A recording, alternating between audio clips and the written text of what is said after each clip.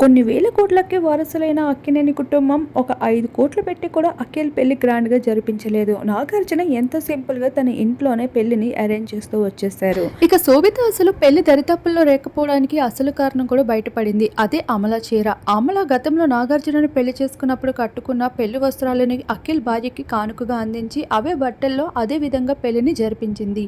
అంత సెంటిమెంట్ని పెట్టుకొని తన కొడుకు అఖిల్ పెళ్లిని జరిపించడంతో ఆ విషయం శోభితకి కాస్త మనస్పర్ధలు తెచ్చేలా చేసి పెట్టిందని చెప్పుకోవచ్చు.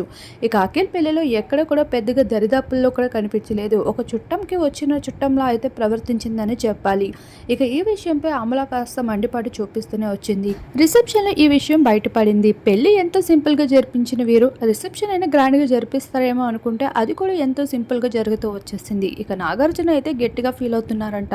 పెళ్లికి డబ్బులు ఖర్చు పెట్టడం కాదు, లైఫ్ లాంగ్ ఉండేంత ప్రేమను చూపించుకోవడమే మేలు అంటూ నాగార్జున అయితే తను అమలతో జరుపుకున్నట్లే అఖిల్ పెళ్లిని కూడా అంతే సింపుల్గా జరపడం జరిగింది.